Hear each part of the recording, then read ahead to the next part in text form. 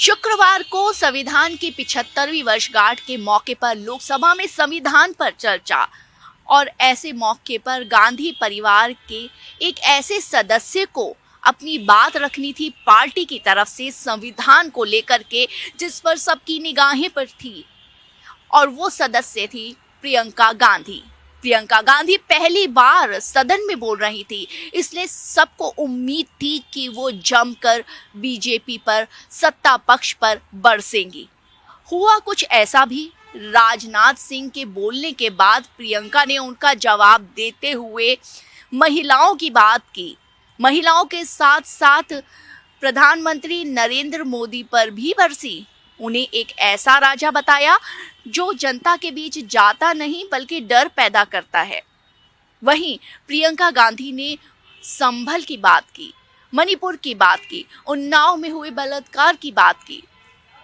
प्रियंका गांधी अपनी तरफ से पूरी स्पीच तैयार करके लाई थी, लेकिन जब वो यूपी की बात करने लगी, महाराष्ट्र की, गोवा की बात करने लगी, तो कहीं अनजाने में हिमाचल में भूल गई कि उन्हीं की सरकार है और वहां के दुखड़े भी रो दिए। अब बारी प्रियंका गांधी की स्पीच की तारीफ की थी, तो राहुल गांधी ने अपनी बहन की स्पीच की जमकर तारीफ की। वहीं राजनाथ सिंह भी संविधान की चर्चा के इस बहस के मुद्दे पर लोकसभा में बोले, तो उन्होंने कांग्रेस पर आरोप लगाया कि कांग्रेस संविधान का दुरुपयोग कर रही है, संविधान का अपमान करती है, उसे हाईजैक कर दिया।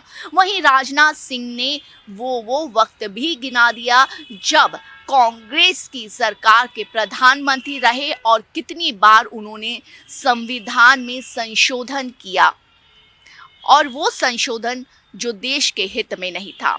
ऐसे में राजनाथ सिंह ने ये भी कहा कि अगर मोदी सरकार के काल में संविधान में संशोधन हुआ है तो संविधान की मूल भावना को ध्यान में रखते हुए।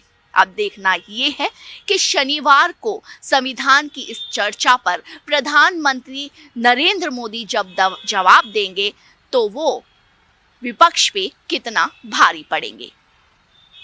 भारत एक्सप्रेस के लिए कैमरामैन धर्मेंद्र के साथ मैं कोमल शर्मा।